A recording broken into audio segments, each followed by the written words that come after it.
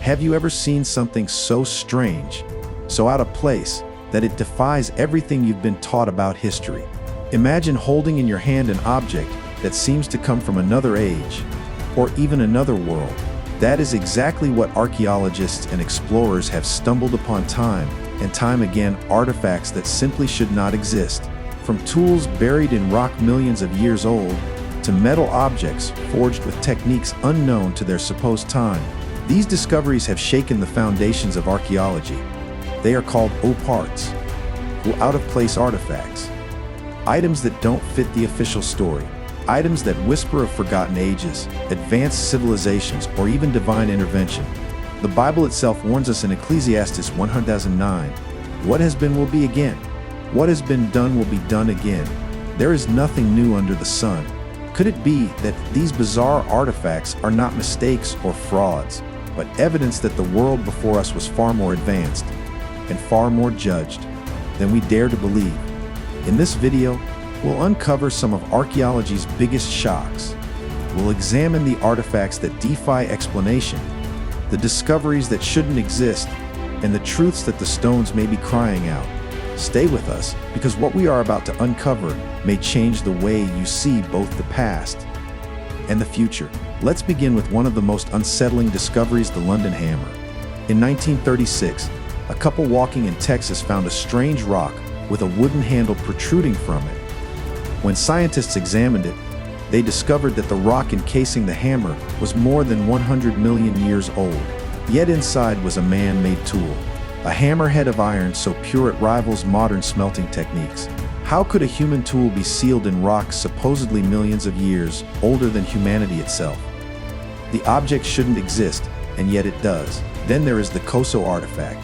In 1961, a group of friends collecting geodes found one that looked ordinary until they cracked it open. Inside was not a crystal, but what appeared to be a spark plug or piece of machinery encased in hardened stone. Some dated the rock at over 500,000 years old. Critics dismiss it, but the object remains unexplained. Was it a hoax, or is it evidence of knowledge far beyond what ancient people were supposed to have? And consider the Baghdad Battery. Discovered in Iraq in the 1930s, it looks like nothing more than a clay jar with a copper cylinder inside. But when filled with acidic liquid, it can produce electricity. Over 2,000 years ago, someone may have created the first battery, long before modern science even imagined such a thing. Why would ancient people build such a device? What were they powering? These artifacts shatter the neat timelines we're taught in classrooms. They suggest that history is not a straight line of progress, but a cycle of advancement, collapse, and rediscovery. Just as Genesis 6 describes a world before the flood filled with both corruption and great knowledge, perhaps these objects are fragments of that lost world, preserved by stone and time. The London Hammer, the Koso artifact, the Baghdad Battery, each one is like a whisper across the ages. They shouldn't exist, but they do. They force us to ask what kind of world existed before ours, and how much has been hidden, erased, or judged by God Himself. If those artifacts raise questions, the mysteries only deepen when we look further. In 1908 in Nampa, Idaho, workers drilling a well brought up a small figurine from a depth of over 300 feet. It was a delicate clay doll shaped by human hands. But here's the problem. The layer of earth it was found in was estimated to be at least 2 million years old. How did a human, like carving, end up sealed so deep beneath the ground? It suggests that our ancestors, or someone before them, left behind reminders of a history we cannot explain. Travel to Peru, and you'll encounter the Ica stones. Thousands of carved stones, many depicting scenes of advanced surgery, men riding dinosaurs, and star maps. Some dismiss them as forgeries, yet others argue that their sheer volume and detail suggest at least part of the collection is genuine. If even a fraction of them are real, they hint at knowledge that does not fit the timeline we accept today. Then there is the Antikythera Mechanism, pulled from the depths of the sea in 1901. At first it looked like nothing more than corroded bronze.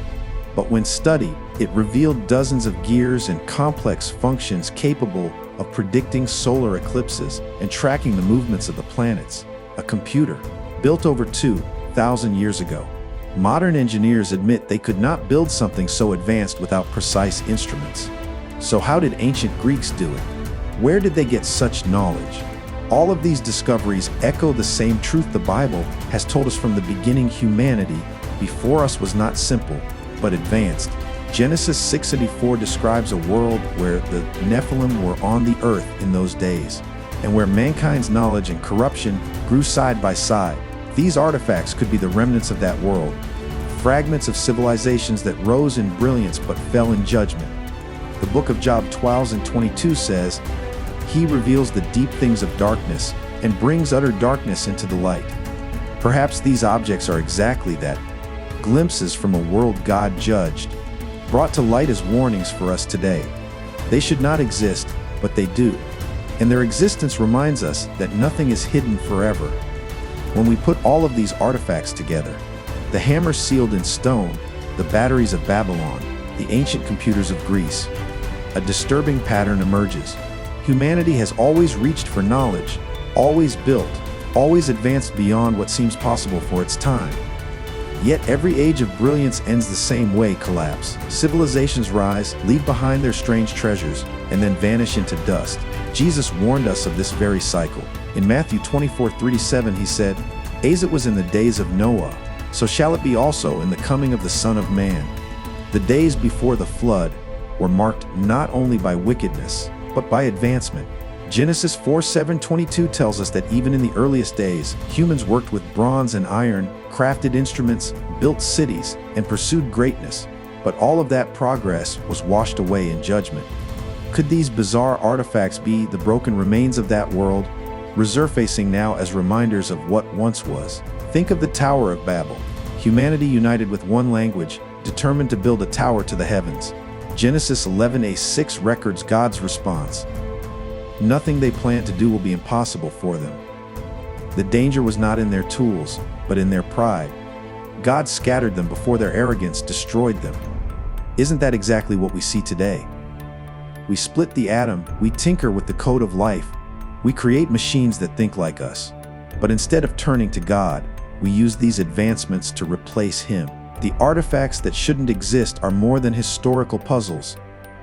They are prophetic warnings. The Antikythera Mechanism tells us humanity once reached heights of precision. The Baghdad Battery shows us ancient minds understood power. The Ica stones hint at lost knowledge we can scarcely imagine. And every time, that knowledge was cut off, buried, forgotten. Not by accident, but by design. Because God will not allow human pride to stand forever. Isaiah 2:12 declares, "For the Lord Almighty has a day in store for all the proud and lofty." Share it with someone who needs encouragement, and subscribe for more deep biblical revelations like this one. And always remember, God doesn't just uncover artifacts, He uncovers hearts. And see you in the next video.